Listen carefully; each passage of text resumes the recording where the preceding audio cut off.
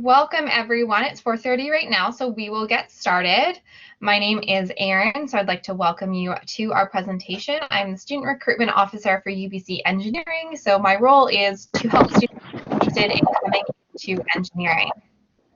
I want to start off by acknowledging that UBC's Vancouver Point Grey campus is located on the traditional, ancestral, and unceded territory of the Musqueam people. And I'd also like to acknowledge that you are joining us today from many places near and far, and acknowledge that the traditional owners and caretakers of those lands that you are on. So welcome everyone. I am here with my student staff, Michelle, that is going to do the majority of this presentation for you today.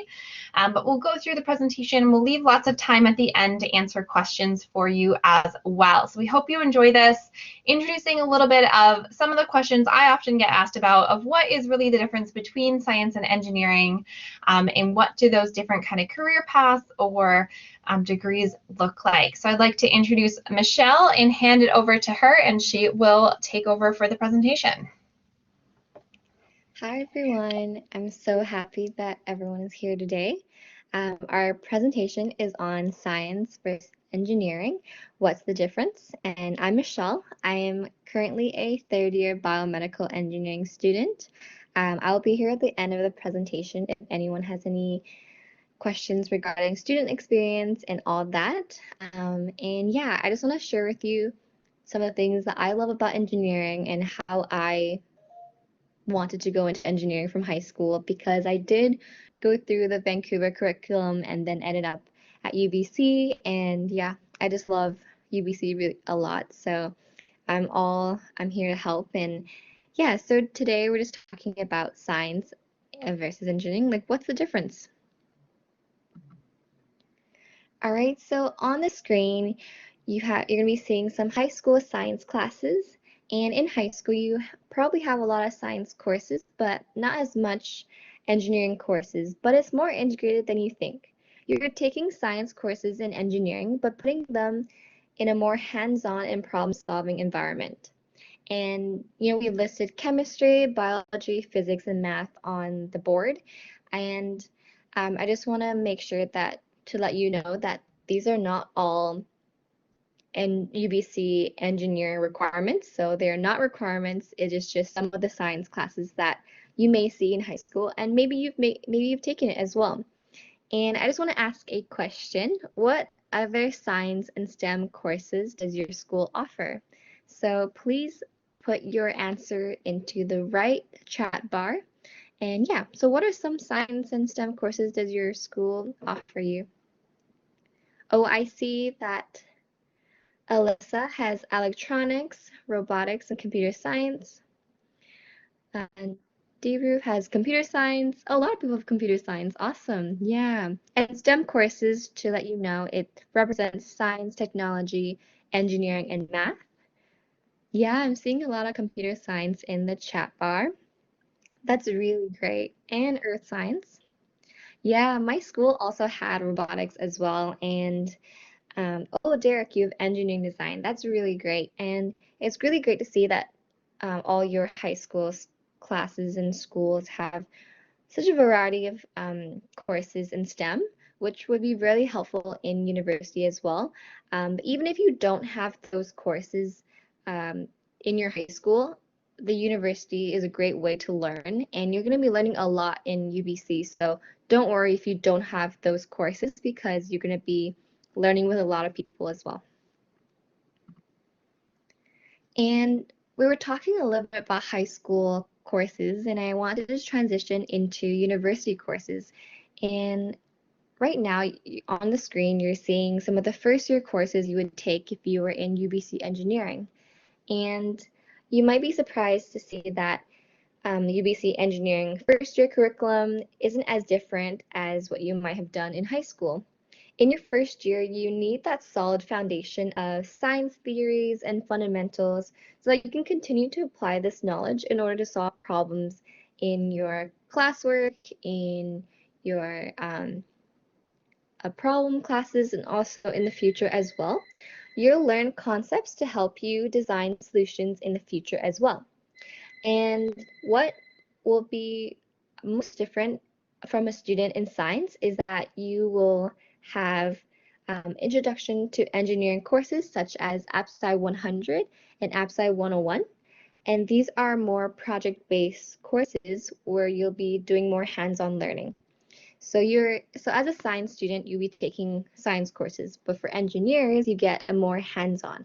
In AppSci 100, Introduction to Engineering, you get to do such a cool project, such as building a cardboard chair. And I remember when I was in first year, I had so much fun working with a bunch of other engineering students, but also working towards a goal of designing a cardboard chair. And moving on to the next slide, I want to talk a little bit about my journey and kind of transitioning from high school into university. And as a biomedical engineering student, I took a lot of biology, chemistry, and other science courses in high school. And those became such a foundation in many of the courses in university and has helped me so much. In high school, biology was more focused on the human body. We learned a little bit about the cell, like mitochondria, and also we did some dissections on animals. And then in university, while I was in biomedical engineering, we went further into human genetics and genomes. And also we got to look at some real life surgeries and transplants as well. So not only did I use the high school knowledge of biology, I went further with that in university and engineering. So it was really fun, and honestly, it has been such a great experience for me in engineering that it was taking things I've learned a couple years back and applying it now. And another example I want to talk a little bit about is chemical engineering. And some of the courses in chemical engineering focus only on chemistry. So you're able to incorporate chemistry into a university level class. And you can do some problem solving, such as designing a new chemical machine to further develop faster medical production. Now, this is such an important solution for us right now because we need to be able to distribute medicine to the world, and it is such an important task that chemical engineers have because they're going to be helping save so many lives and help a lot of people in the world as well. And so we're talking a little bit about engineering and science degrees, and they both have different goals. You know, scientists seek to describe and understand the natural world, while engineers consider various criteria and constraints in order to design solutions to problems and needs, and they make the world a better place. That includes our technology, environment, and medicine. While they have different goals, scientists and engineering degrees are very interconnected, so scientists can't do their job without an engineer, and an engineer can't do their job without a scientist. So they're very connected in what they do, and it is like being a partner in a way. And to talk a little bit more about the science degrees, that you'll study the physical and natural world, and you'll focus on obtaining fundamental knowledge about a subject through empirical and often quantitative methods.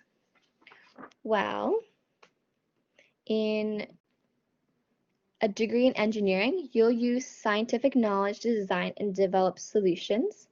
It isn't just to discover a new principle, but rather to apply the principle attained through scientific research to solve real life problems. So as an engineer, you're solving problems and trying to find solutions to problems in the world.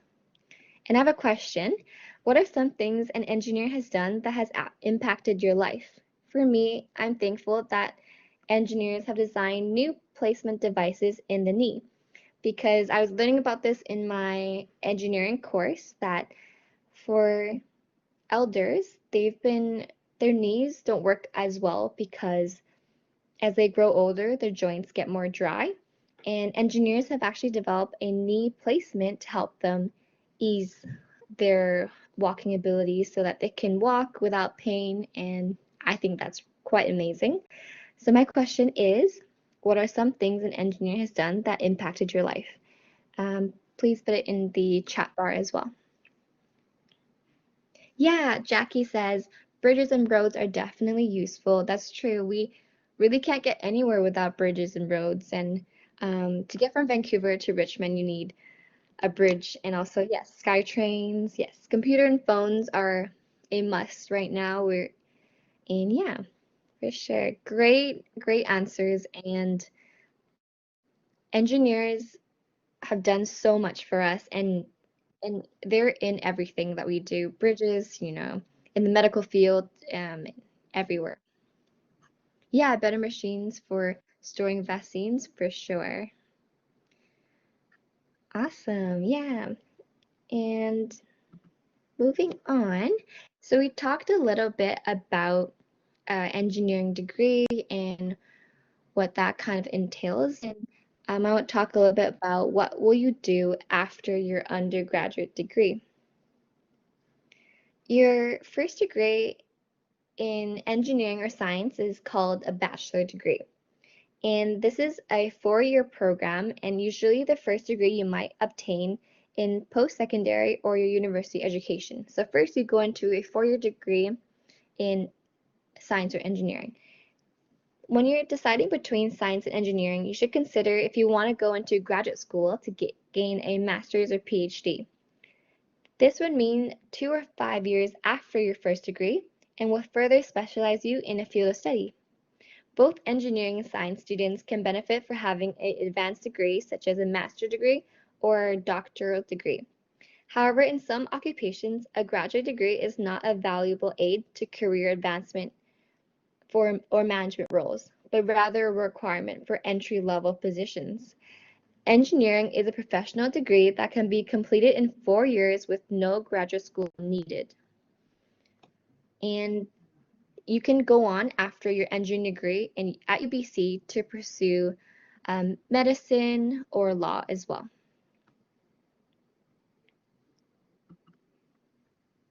And talking a little bit about income potential, the first thing on the wall is for Canadian women who have completed bachelor or undergraduate degree. So these are the top 30 earning careers. You'll notice that 7 out of the 10 paying careers, those ones with a star, all are engineering focused. While women are less represented than men in STEM fields, there are many options, but even the highest paying jobs are still engineering. So the ones with the red stars show that it is either mining engineering, chemical engineering. It's always engineering related as one of the top paying careers. I'm going to go to the next slide, and it is the income potential for a Canadian male. And for Canadian male, the chart is a little different. You'll see that the 19 out of 30 highest paying jobs are also engineering, so those with the star. If you want a career that is fulfilling and make good money, engineering is definitely a path that you should consider. It not only pays well, but engineering opens doors for students to go on to medical school, law school, business, government, and more. And it gives you such a great, solid foundation in problem solving, analysis, and application of knowledge. So no matter what you do after engineering, you just have such a great foundation in your education that you can do whatever you like. We have so many great alumni that use engineering as a foundation for their careers, such as Bowen Ma. She's the MLA for North Vancouver, Lonsdale, but a lot of other alumni who have gone to work for some of the biggest companies such as Tesla, Google, Apple, and so many more. And these big companies, I'm a huge fan, and it just shows what an engineering degree can really do for you outside of UBC.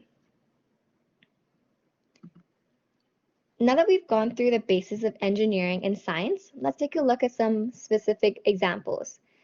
An environmental scientist gathers samples and tests them, and also documents test results.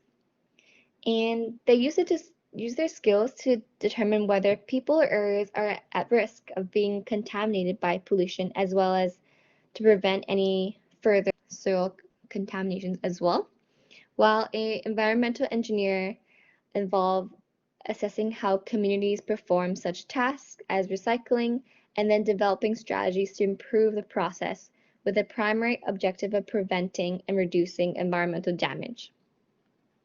And yeah, so these on the screen are just some of the differences of a scientist and engineer in an environmental role.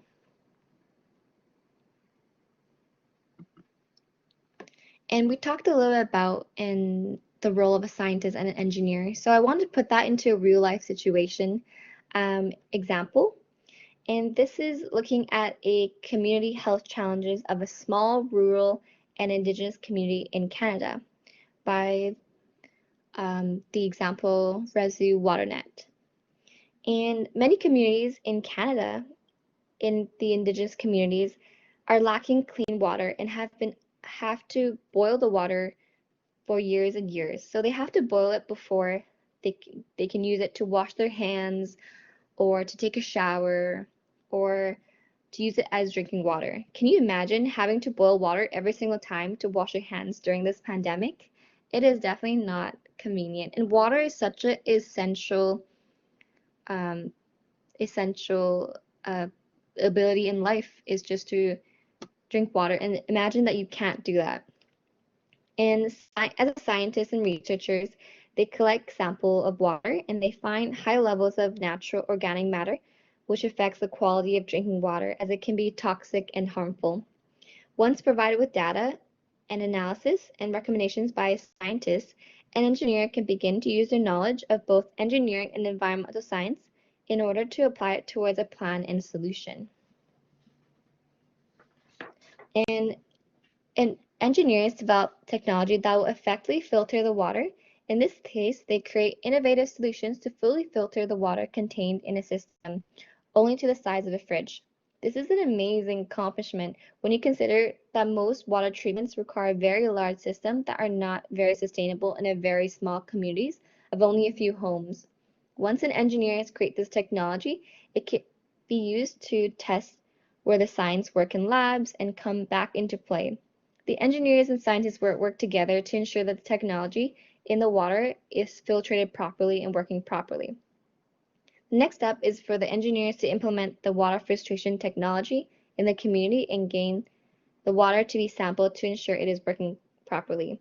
So at the end, engineers create solutions to make sure that the water is being filtrated properly and that the clean water will be distributed among the community so that everyone will have clean drinking water.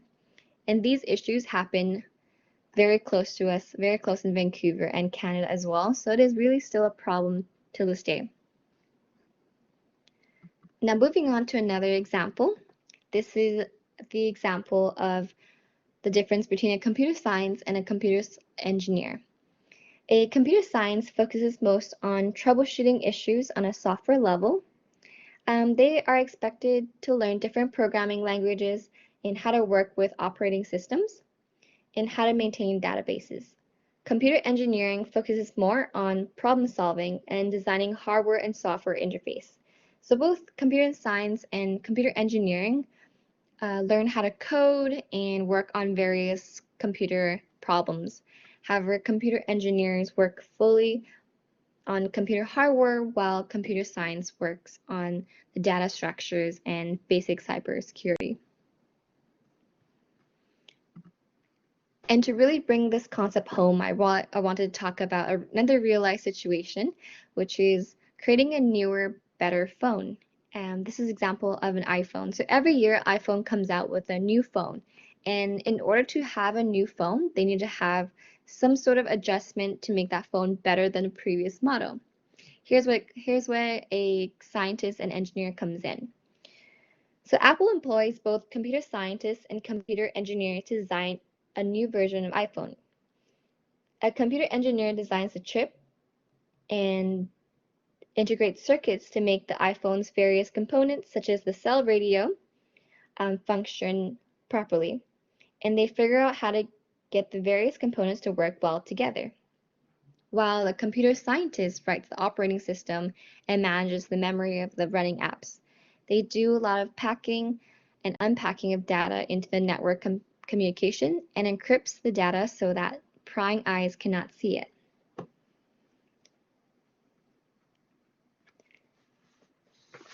And these are some of the examples of different engineering disciplines and also scientist roles as well. I hope this presentation has helped you understand a little bit more of the differences between science and engineering, and such that a science degree is learning more theoretical and using sciences to apply towards testing data, while an engineer takes the data and apply it to real life situations to solve problems and issues to create a better world. And I will be behind if there is any questions, but I hope this presentation will give you a more clear understanding as well. Awesome. Thank you so much, Michelle, for sharing all of that knowledge with us today. So yeah, I think it's really interesting. I mean, I know in high school, I didn't really get to learn much about what engineering was. I just had science classes, and so that's kind of all I had to go off of. But we'll open up the floor to anyone that does have questions. If you'd like to type them into the chat, we'll be happy to answer those questions, whether they're more focused about UBC engineering, any of the differences we talked about between science and engineering today, or if you have any other questions about the student experience or anything like that that Michelle can help answer, please feel free to type those into the chat. So yeah, engineers are really working every day to improve our world. They make our lives better by improving our technology, our environment, and our medicine. So that's one of the really exciting things about engineering, is that you get to take that knowledge that you learn in those science classes and really apply it to solve the problems of our world and make our lives better. And there's a question that says, what is the difference between an applied physics degree and an engineering degree? Would the job prospects be similar or different? I'm not that familiar with what an applied physics degree is specifically, so that might be something that you do need to do a little bit of research on your own, but chances are if you're looking at studying that within the Faculty of Science, it's still going to be more based on the theoretical science of things. What I can talk a little bit about is engineering physics, which is a program at UBC Engineering, and that is actually a little bit of a joint program where some of the components of that program are part of the Faculty of Science, because engineering physics really does take the theoretical knowledge of physics. You do learn a lot of that science background of physics, you really have a solid understanding of physics, and then you take that knowledge and apply it to solve problems. So they do a lot of things with robotics, taking physics to understand how robotics functions and works and how to make that better. So that's one example that might help you out a little bit. Sometimes when you are looking at specific programs, you will need to do a little bit of research on that yourself, because I am definitely not a master of anything, especially all the programs UBC has to offer, but I can hopefully share some information about UBC engineering specifically. A few more questions coming in, so we'll keep answering those. If you're still unsure about whether to go into sciences or engineering, would choosing sciences be a better option, like an associate of sciences? So in Canada, most of your degrees are going to be a bachelor degree. Associate degrees associate degrees can mean different things depending on where you're from. So sometimes it is the equivalent of a bachelor degree if you're from other countries. Sometimes it is more similar to a kind of 2-year technical program. So we're really focusing on undergraduate 4-year degrees here. If that's kind of what you're meaning by associate degree, then that's kind of what we talked about today of a Bachelor of Science. It depends on what your interests are and whether you would like to kind of study the basis or apply that knowledge. Definitely there is the opportunity to kind of switch between degrees as you go on, but if you are switching programs, then you're probably extending your degree length. And you would also need to meet competitive averages to go between programs. So if you did start out in science, it's possible to transfer into engineering in the future, but you would need to meet that competitive average in order to do so. If you started out in engineering, all of those first-year courses still transfer to science, so that's something that you can start in engineering and then go into science. Again, you do still need to have a competitive average to get into science, but there is a little bit of flexibility in there if that's something that you're thinking of. What I would really encourage you to do, though, before submitting your application is to explore a little bit more on your own about where your interests lie and what you are most interested in. I think one of the exciting parts about UBC UBC Engineering is that you get to start in that foundational first year. So you get to learn about all of the different engineering programs before choosing which one you get to go into, starting in your second year. So there's lots of pros and cons, and that might be different for each student. So definitely explore a little bit more, do some research online, look at some different websites, and kind of see which program does stand out to you.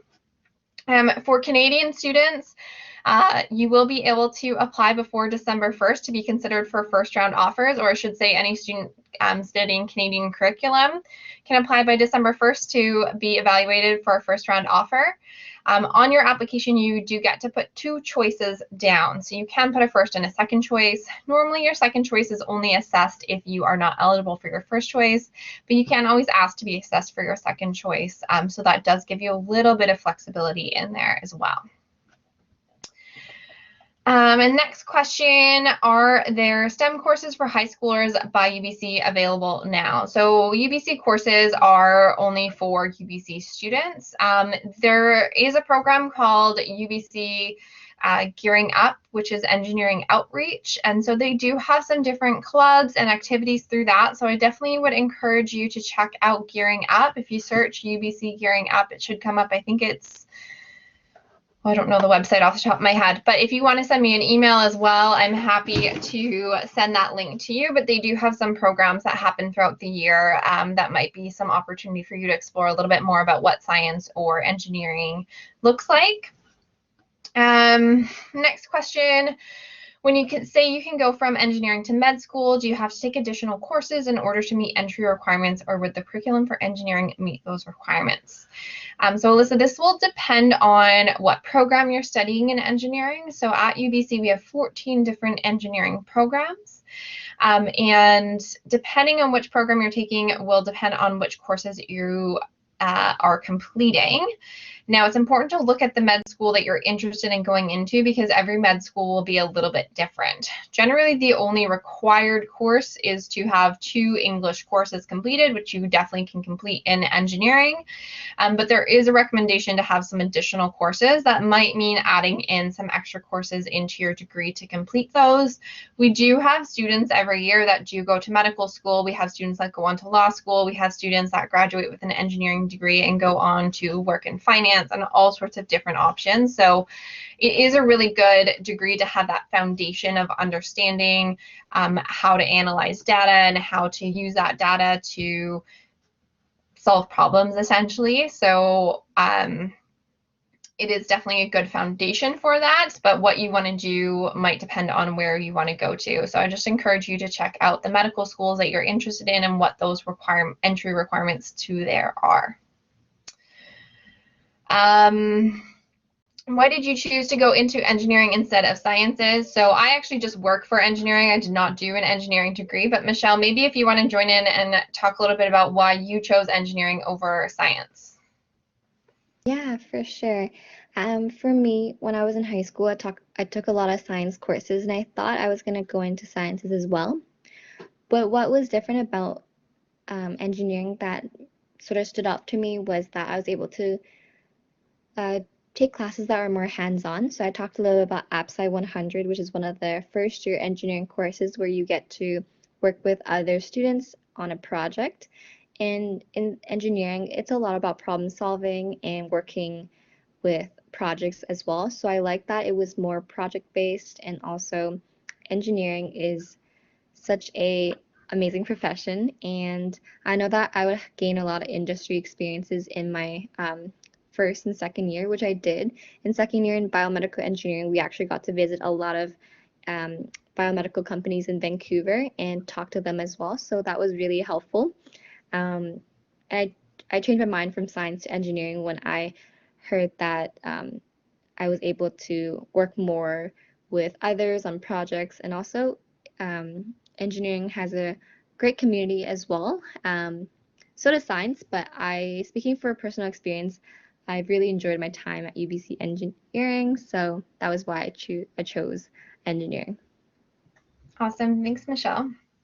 The next question we have is, what is integrated engineering about? Do students who major in this have a disadvantage due to the generalization for 4 years?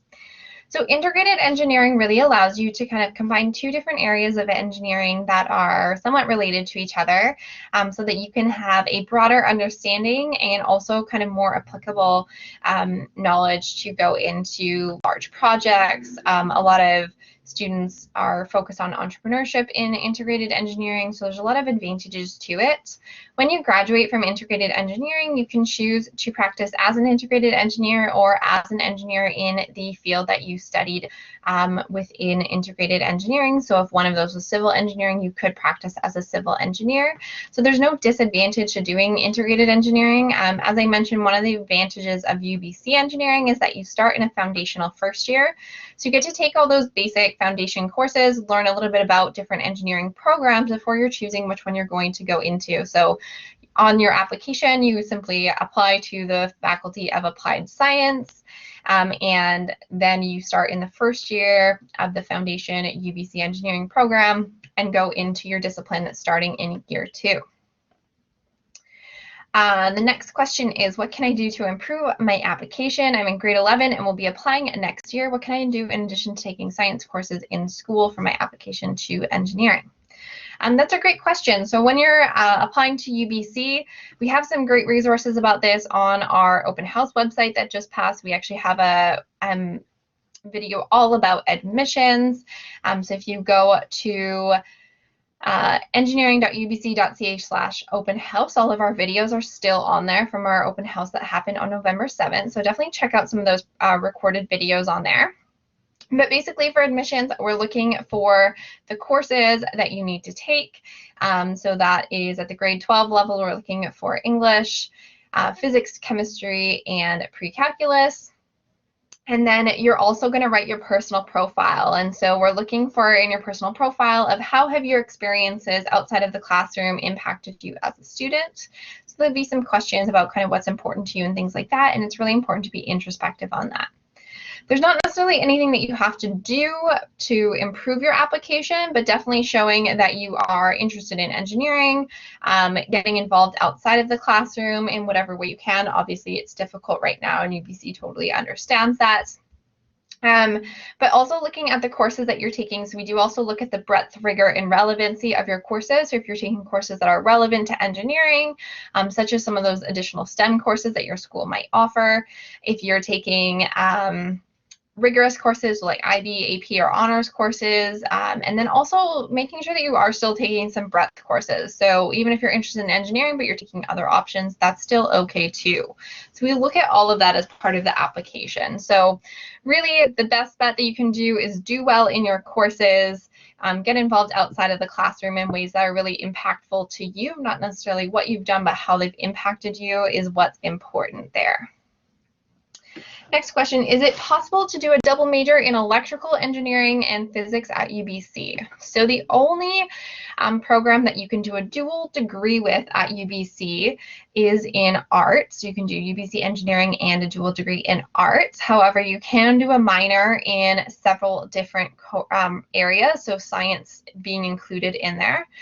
So you could study electrical engineering and do a minor in physics if that's something that you're interested in, but you also might want to check out engineering physics, because engineering physics will also use a lot of electrical engineering components as well. So that might be another program that you're interested in. There's a question about, can you describe the day-to-day routine of an engineer? That is going to be a very hard question to answer because there are so many different types of engineers out there. At UBC Engineering alone, we have 14 different programs, and they're all going to be a little bit different. What we hope to get across today is that engineers are more focused on taking that knowledge that has been gained by scientists and applying that to solve problems. That could be working in an office, that could be working in a field. They are pretty much always working on teams of people, so engineers are always working in teams, and that's something that you get to explore throughout your undergraduate degree as well.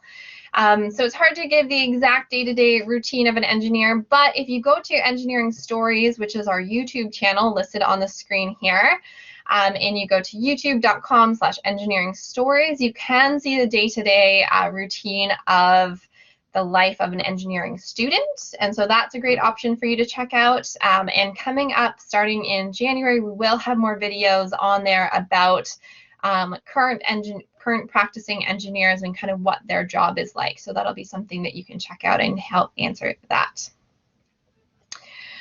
Question, is it beneficial to apply and go through the pre-biomedical engineering timetable, or are students that take this timetable versus the regular first-year timetable equal in reference to gaining entrance into biomedical engineering? So with the biomedical engineering program, for students who, so you still apply into UBC engineering for your first year, so on the application you're still applying into the Bachelor of Applied Science on the application. In spring of your grade 12 year, you'll get an email that talks about a supplemental form for the pre-biomedical engineering timetable. This is a slightly altered timetable that'll add in a few extra courses to your first year and swap out a course that will focus more on biomedical engineering. Students who complete this with a satisfactory average are given priority placement into biomedical engineering for year 2. So there is a little bit of an advantage. If you complete that program, though, you are still eligible for any of our other programs if you decide biomedical engineering is not for you. Students that are in the regular first year timetable can still be competitive for biomedical engineering, but they'd go through the regular second year placement process like most of our students do. A question about what is the competitive average to get into engineering and science. So it's a hard question to answer because UBC is really focused on a holistic view. So they're looking at the averages in your courses and your personal profile. They are competitive programs, but I don't have specific averages because it depends on where you're studying, what courses you've taken, and a whole lot of different things that we look at. That's all part of kind of your admission profile. Again, if you check out the videos on our open house page, that is engineering.ubc.ca/open house. There is a video all about admissions there that might help you out. Question about if Alberta students get a grade boost. No, again, that's something that is similar to what I just answered, that we're looking at your holistic profile. So there's no specific grade boost that you get, but we do consider where you're studying, what courses you've taken, and all those pieces. So if you're coming from Alberta, we know that you are writing diploma exams, and that is a significant portion of your grade that other provinces don't regularly do. So we do know that and do take that all into consideration. And so that'll be considered as part of your full application. The next question is, would science or engineering be better when going into med school in terms of things like grades, studying for the MCAT, and having good knowledge that can be applied in medicine? Really, that's going to be up to you of what your preferences are. Engineering is definitely, even if you're in biomedical engineering, it's not learning how to be a doctor, but it is learning how to create things that make our medical systems better. So whether that's better systems or better implementation of medical devices like Michelle mentioned today, there's lots of different kind of opportunities for that. Some of the subjects on the MCAT will be part of engineering, some of them will be part of science. There's also things like social sciences that you are expected to kind of learn about as well. So there's not necessarily one degree that is going to be the best degree for you, but it's whatever you're most interested in is usually what you will do the best in, and that's what will help you out. So next question is, if you'd like to get into computer science, where should you apply to? So engineering has computer engineering and electrical engineering, which are both related to the kind of more holistic piece that Michelle mentioned today. Computer science is part of the Faculty of Science. So if you're interested more in that kind of like smaller focus of designing apps and the simple operating system pieces, then that would be computer science, whereas computer engineering is more of the integration of the full system and how everything works together.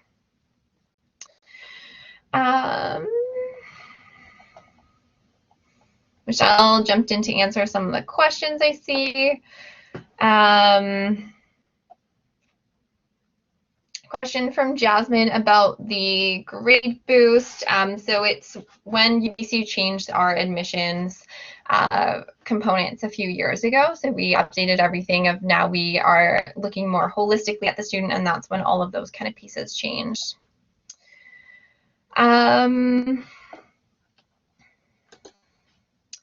A question from Matthew about what does the UBC engineering program offer that other universities like UVic or SFU don't offer? What do you think is the biggest benefit of going to UBC for engineering?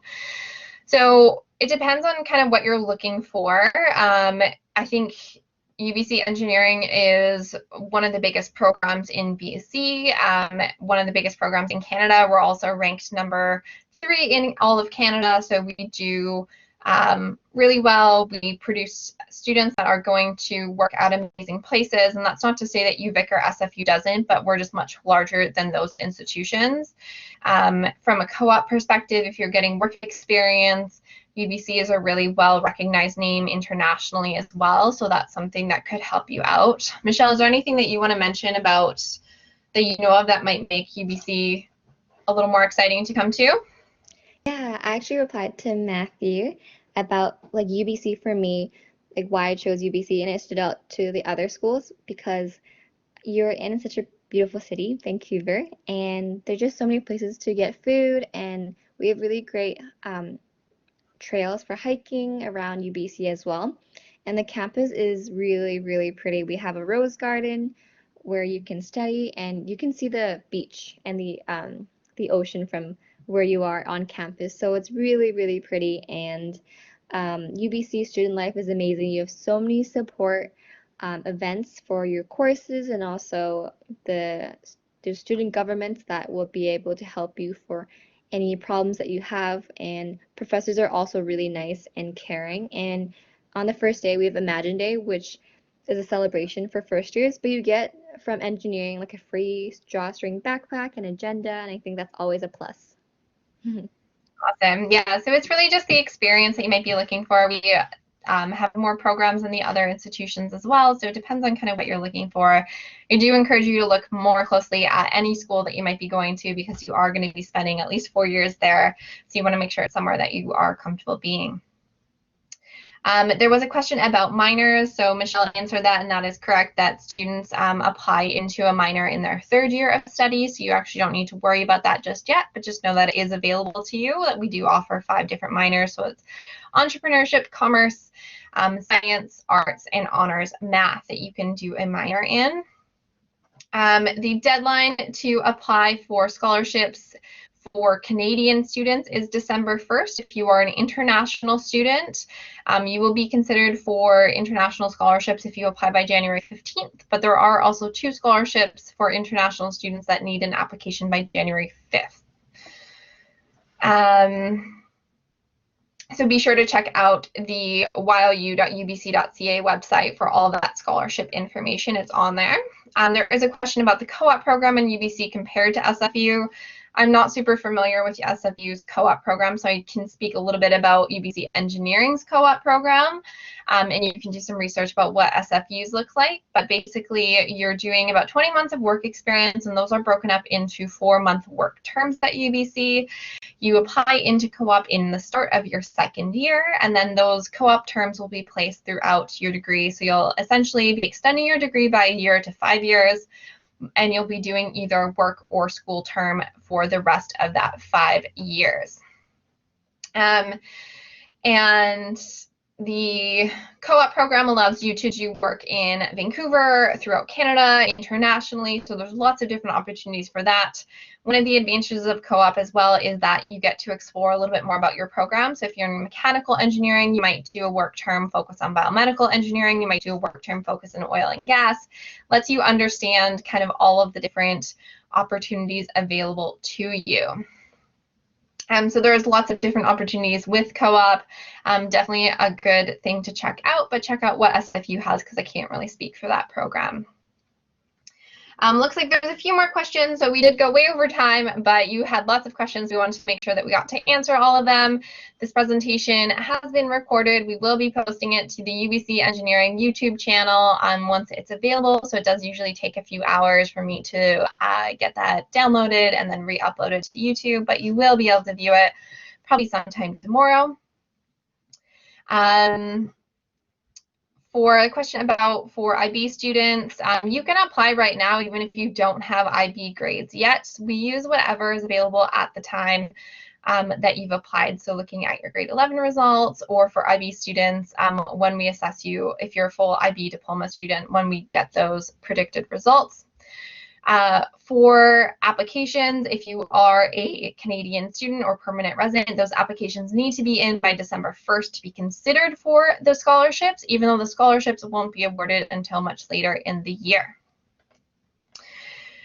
And I think that's it for all of the, oh, sorry, one more question. So is there an option to update your marks once you submit your application? So you submit your application right now with whatever you have so far. We will ask for your results as of December 1st if you applied for the first round offers. So if you are a BC or Ontario student, we'll get those automatically. If you are from another province, you'll be able to provide us with those results. And then if you're not considered for first round offer, you'll be assessed again in February or March based on the results available at that time, and then you'll get information about how to either upload those results to us, or again, BC and Ontario students will pull those automatically. So you'll get all of that information about how to submit those grades at that time if you need to do that. So just to think about applying now, and then you'll be able to kind of update those marks later on as well when new marks are available. So thank you so much to everyone. I think we got through answering everyone's question. Apologies for keeping you an extra 15 minutes in the presentation, but hopefully we were able to answer your questions. Thank you so much for joining us. You have my email on the screen right now, erin.fair@ubc.ca. So if you do have any additional questions, feel free to send me an email and we will get those answered for you. Thank you so much for joining us. Have a great evening. Thank you, Michelle. Thank you, everyone. Thanks, Erin.